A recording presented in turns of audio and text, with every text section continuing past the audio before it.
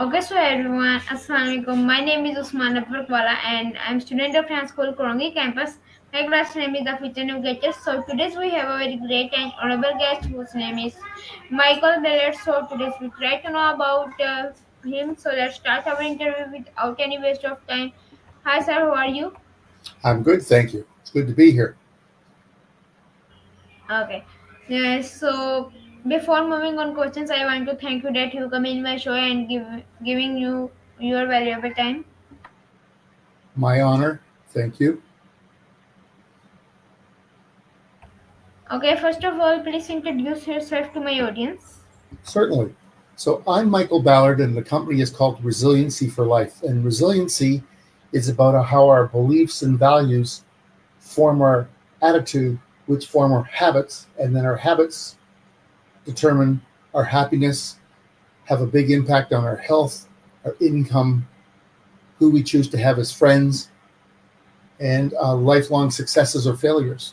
So it's not everything, but it's a big piece. So I teach resiliency because as a two-time cancer survivor, I was really amazed that there was no skill-based programming to help me deal with my fight with cancer. So that got me started. And then a few years later, when I was healthy and recovered, my daughter, who's healthy now, had a brain tumor here. And once again, in a world famous hospital, what skills did they have to teach her to help her cope? Nothing. And I was like, wait a minute. Ancient cultures from all around the world have all these skills. But apparently, mental health programming, sadly, designed often in Western culture, have not assimilated the wisdom of Eastern cultures and other cultures. So I decided with Resiliency for Life to take research proven skills and strategies to help teach people how to be more resilient, more flexible, more malleable, more bendy to deal with life's overwhelming frustrations, big stuff, and overwhelming life crisis. Doesn't guarantee success, always guarantees a better quality experience. So that's what I do, what I do. So I've worked with youth groups and children and seniors and businesses and communities, and I love it. That's what I do. Okay, so I visit your Facebook profile and this is amazing. So I know about you as a you are coach and so now tell me what inspired you to become a coach? Oh, after I went through all my issues, and especially after my helping my daughter, I got told that my daughter was the happiest child they'd ever met that was that sick. And I went, well, we taught her the following things to cope, and it gives her a sense of ownership. She can't change the quality of her life with the brain tumor until the surgeon and the care team operate, but she can manage her attitude, acknowledge the pain, the grief, the fear, but then manage her attitude. So, with no pressure, age appropriately, we taught her, and she did. So then people said, "You need to teach me. How'd you do that?" I said, "Well, first of all, I believe that everything I do is in alignment with the major faiths. Nobody I've taught or kept, I always say, tell your doctor, tell your mental health professional, tell your religious leader what you're doing with me, because I don't want to go against any of the faiths. I want to use it to supplement."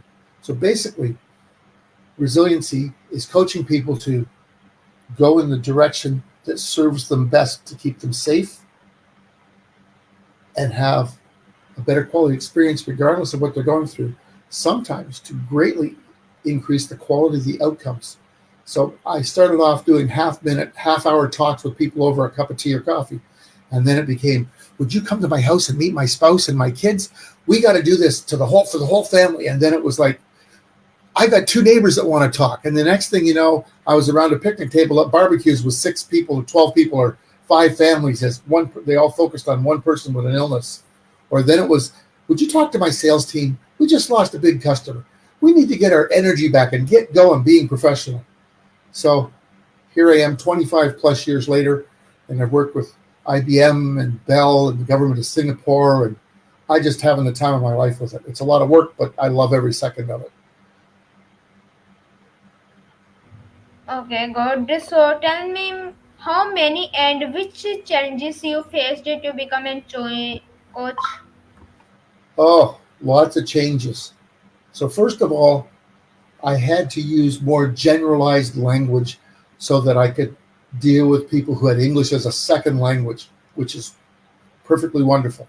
Then I had to realize that a lot of my language was based on my business training, where I got some extensive sales training, but it was very business focused. And I had to more generalize my language because I was talking to people who often had health issues or, like me, had education issues and were stuck.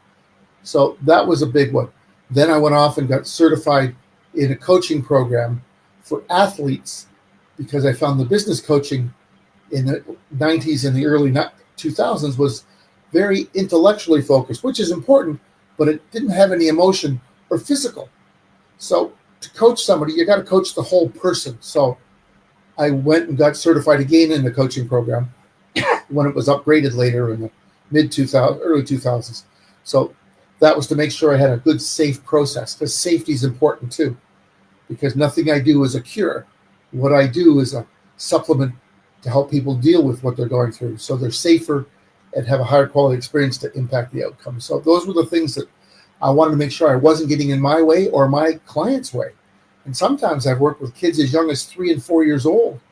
I worked with a young man who was so wonderful, but he was traumatized because he witnessed a crime, saved his mother's life by phoning 911. Well, a year later, his teacher sounded like the criminal who was attacking his mother.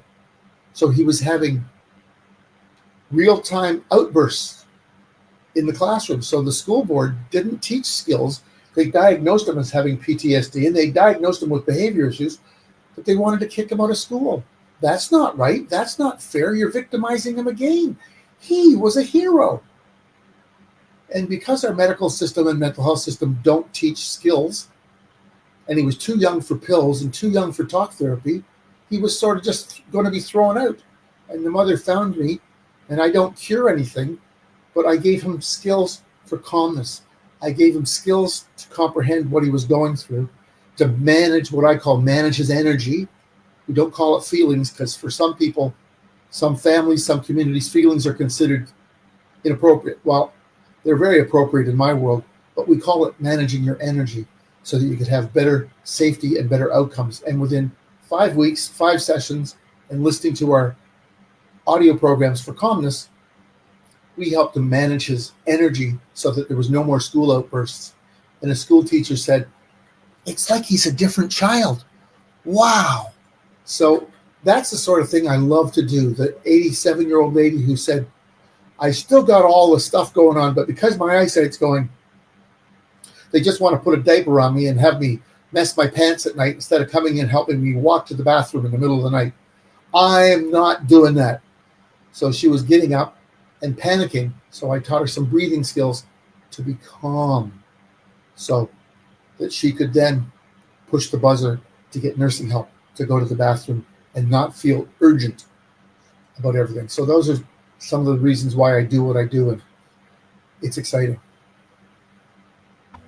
Okay, so you think that, in your opinion, students should learn skills only, not study? With study, they should learn skills, right? Yes, so that same boy that had been traumatized as a little boy was got to grade 3, and his mother called me, and he called me then saying, "We are moving, but I'd like you to come for pizza and tea." And his mother then shared that his grade 3 teacher said he was the most amazing student he ever had. And the teacher said at the beginning of the year, "I told the kids that Friday afternoons, just after recess, I'm going to give you a little quiz to make sure that I'm being a good teacher and you're understanding the lessons I've given you that week." And he said, normally, during that quiz, I get all sorts of kids, "Teacher, teacher, I got to go to the bathroom. Teacher, teacher, the bathroom." And he said, because they're anxious. I'm questioning their knowledge, but I'm really not worried about them doing well. I want to make sure I'm teaching them so they remember it. That's what I'm doing it for.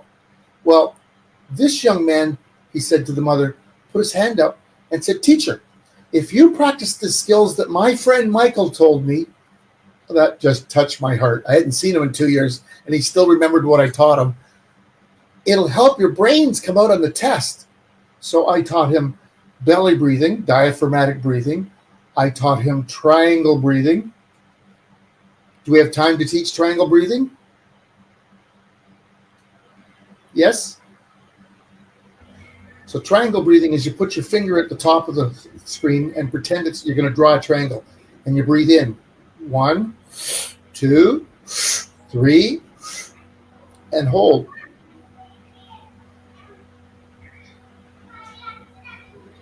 And then you exhale. So in on 3, hold for 3, out on 3. And then you can do in for 4, hold for 4, out for 4 seconds. Anyways, the teacher said he taught them all belly breathing, triangle breathing, and square breathing, where it's the same as the triangle, only you go in a square and you don't end up where you started, just to make you concentrate a little bit more. So the teacher said, for 1 year, it's the calmest class I've ever had. He changed how I teach. I didn't have one kid during these tests say I have to go to the bathroom. So I said, you're my test preparation guy. You're going to teach the class and remind them before every test and then the quarterly exams, breathing skills for calmness. So the mother said, and he said, no more issues. And the little boy, taught him some other things like slow racing, turtle walking, everything about calmness and focus. He says to me, and I'm faster in the playground now because I can concentrate when I'm calm. So that for students is one of the key things is calmness, because learning and then writing exams or tests to show what we've learned can be stressful. I remember. So that's what I've loved to do with students, because it's really important that we have calmness so we can be the best student to show people what we've learned. Okay, good. So you tell me about the triangle breathing exercise. This is amazing, and I tried this. And you know about Free School Korangi campus?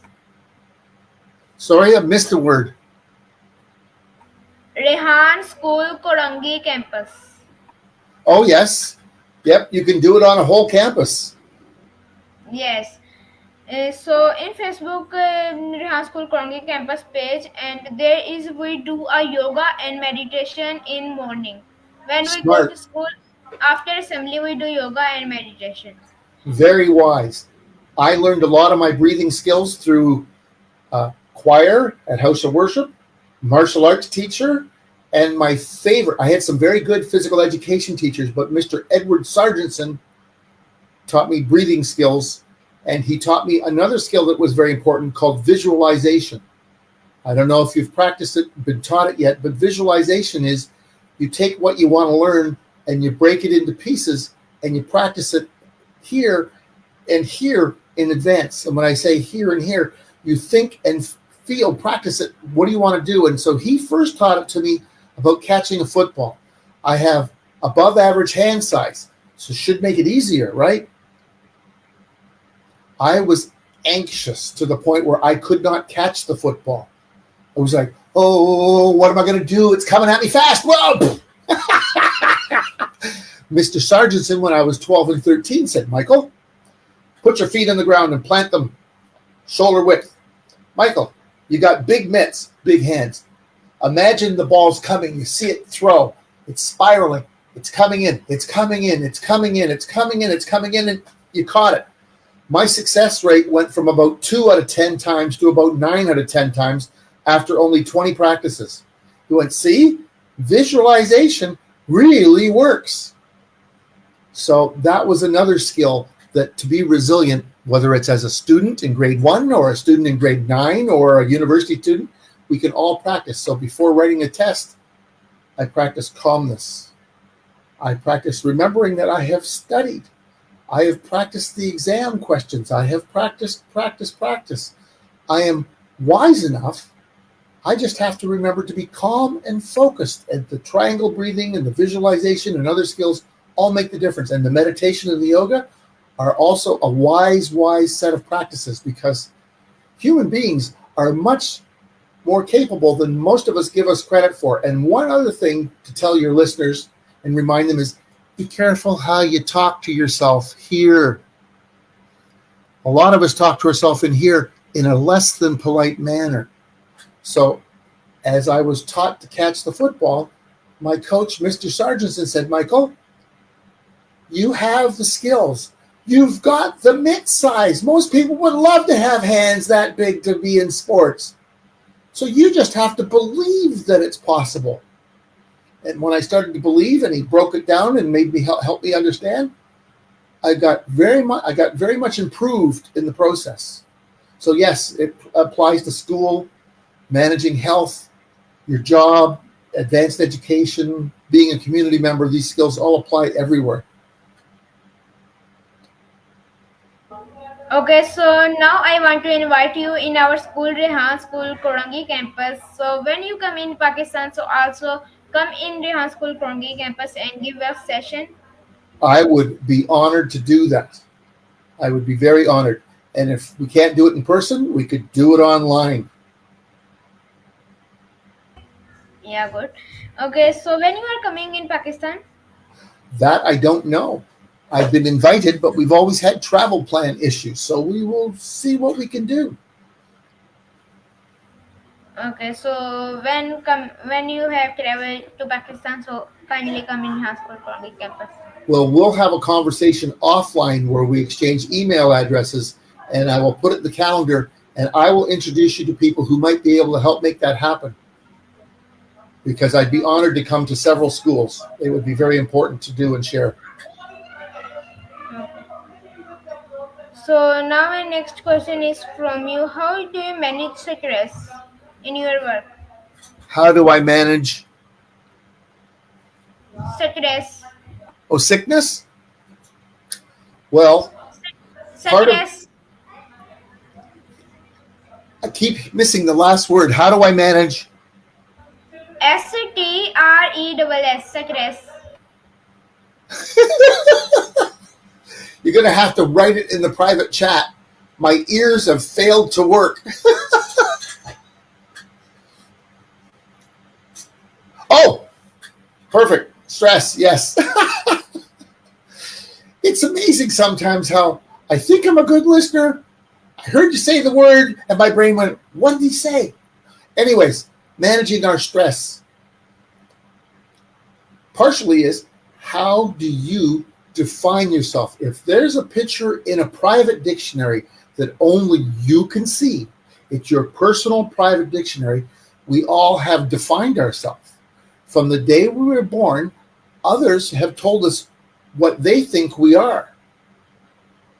So some of those things are perfectly true. Some of those things are a bit of confusion, partially true and partially not true. And some of them with good intention, or maybe somebody was nasty in our life, they're wrong. So we have to look at what I call self-definition. So I could describe myself as very old, 69, 2 chronic illnesses, not so healthy, cancer survivor. Oh, I'm happy to be here. But, I have 5 major surgeries, big incisions. Oh, and those are all true.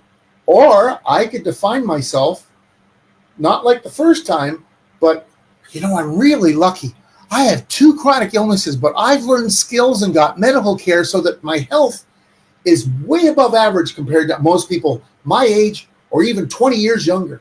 And yes, I had 2 bouts of cancer, 5 major surgeries, and 77 medical clips, but I'm still here. And, we all have a chronological age, but I'm working on having a body age that's 10 to 20 years younger than my chronological age. And I often score 8 to 18 years younger on my body age than chronological age, because I want to live life to the best of my abilities. So that's why how I manage stress, because I don't define myself as old. I define myself as capable and wanting to and needing to learn more things to help me manage my health and my life and my attitude to stay the healthiest guy possible and to manage my stress. And two of the things to manage stress, other than how I define myself, is joyfulness. So you see, to meet you is a joyful experience, because I know in the years ahead, we stay in touch. You have lots to teach me as much as I have to teach you. And then gratitude. I am grateful that I was at the right time and the right place when my first major health issue was diagnosed, that my surgeon in his 9th year of medical school, just before graduation to be a complete surgeon, said, "Oh, there's a place in Europe that does advanced surgical techniques for cancer patients with digestive tract issues or kidney cancer issues." He went back to school after 9 years of medical school. He went back to school for 6 more months. If that's not dedicated to being a healer, I don't know what is. So he took leading edge 1979 surgical techniques back to Canada after that 6 months. And in 1981, I had the privilege of being one of his first 150 surgeries he did for people with my type of bowel cancer. So gratitude, joyfulness, always paying attention to self-definition. Because if I'd have believed a few people in my life that weren't very nice, I might have never gone past high school because I have spelling challenges. This brain doesn't work well with spelling. And if I'd have listened to just them, I wasn't smart enough. I just wasn't spelling smart. I have other skills that offset that. So that's some of the things that I do and use to manage my stress. These are amazing ways that you do for manage your success. So now my next question is from you. What is your daily responsibilities? Ah, that's a really good question. There's a wide variety. So my unofficial activities are, I have some seniors that are important to me, over 85. So I stay in touch. I reach out. I say hello.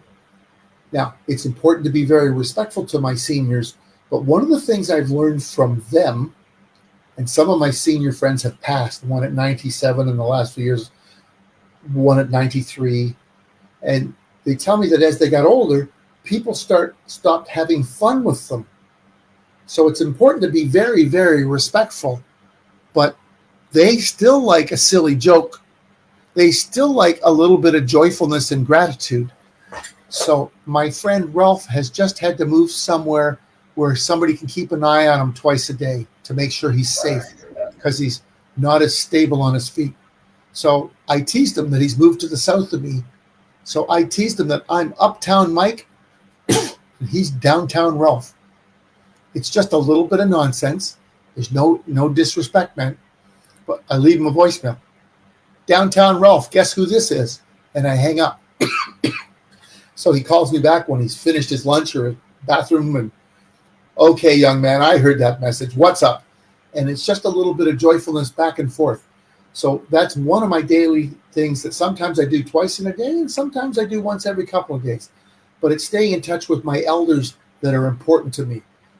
My friend Marion, who since passed at 93, was an amazing teacher because she taught me a lot about race relations and things like shadeism, which I had never heard of. Because of my cultural background from Western Europe, I didn't know what shadeism was, and that was the depth of skin tone. And she was light-skinned of one race, and her brother was dark-skinned. So when she explained how she was allowed to go through the front door of certain places, and her brother had to go through the side door, I was appalled, just appalled that we would do that to each other. Anyways, having my senior friends in my life helps me in my day-to-day because it helps me give me a sense of history, a sense of depth of perception, and joyfulness and gratitude because these are people that have lived life much more fully than many of us. And a little bit of respectful nonsense with a lot of gratitude that they're still in my life. And of course, my friend Ralph, we both have a large affection for coffee.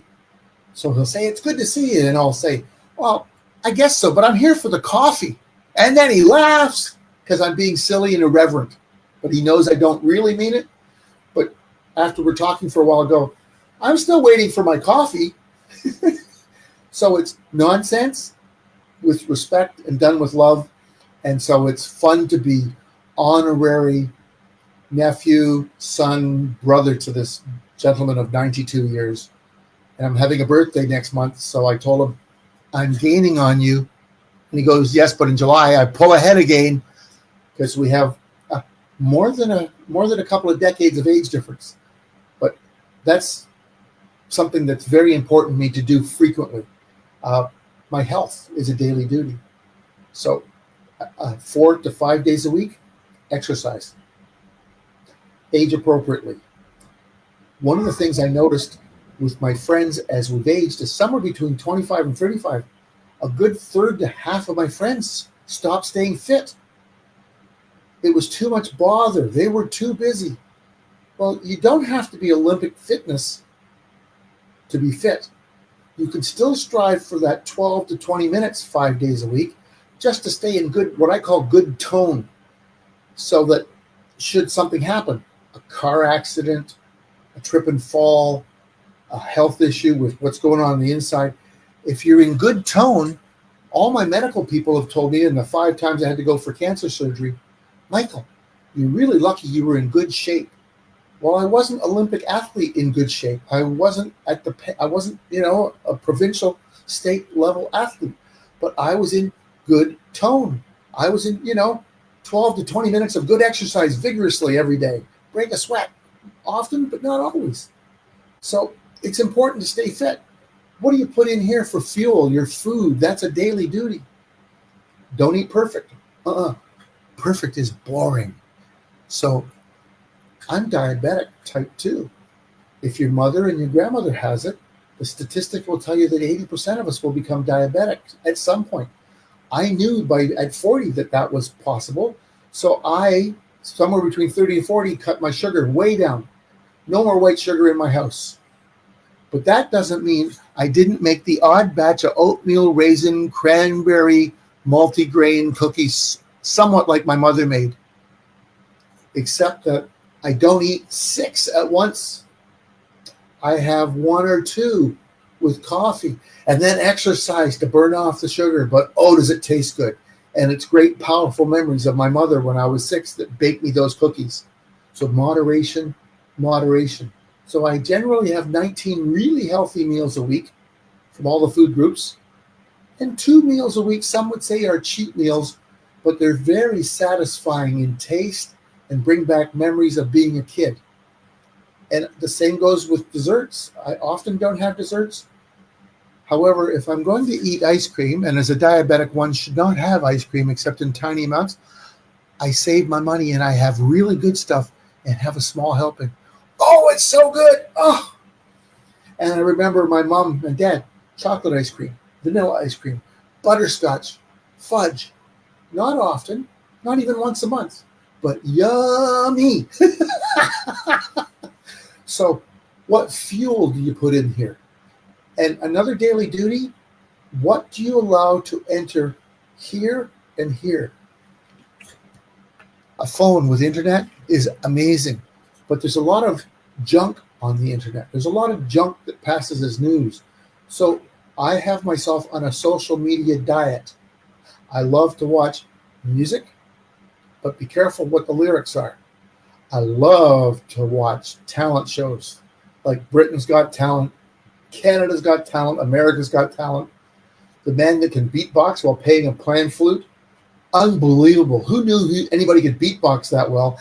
And who knew anybody could play the pan flute that well and do both close to simultaneously? I've watched him 5 or 6 times, each video 5 or 6 times. I'm amazed at his talent. But that inspires me to be what I'm good at, which is sharing information. So those are some of the things that I see as daily duties. And a little coffee. It says, shh, not yet. Now you may speak. So it's a bit of a joke that only when I drank this much coffee can we talk. So it's a nonsense. So that's what I love to do. And it seems our host has have to gone online. So hopefully he'll come back. But it's important to practice our resiliency. So let me leave you with some thoughts on resiliency about beliefs and values. The phrase, I am, is very important. I am resilient. I am learning more ways to be resilient. I have ways to be resilient, and I have ways to become more resilient. I'm learning on a frequent basis. I am, I have, I can practice these skills, and I will practice these skills. And the last phrase, I do practice these skills to be more resilient daily and weekly. And I'm always looking out for how I am, I have, I can, I do. And I would invite you, the viewers, to watch us in the Resiliency for Life page and the Resiliency for Life group in Facebook. And you can find me, for those adults that are on LinkedIn, you can find the Resiliency for Life group there. And the Resilience for Life group in Facebook has over 4,600 members. I don't like the word followers. I don't want sheep. I want people who think and feel independently and critique me and ask good questions. And last and not least, you can find me on TikTok as Resilient Michael, and you can find me on Instagram as Resilient Michael, where I share skills and ideas and a little bit of personal stuff about how to be more resilient. So thank you for your time. Thank you for tuning in. It is an honor to be here, and I look forward to next time. And imagine yourself with more resiliency for life. I'm Michael Ballard from Resiliency for Life. And Usman, thank you very much for the privilege and the opportunity. Until next time, I'm Michael Ballard. See you in Facebook, see you in LinkedIn, see you on TikTok, or see you on Instagram. Maybe even YouTube. Anyways, bye-bye.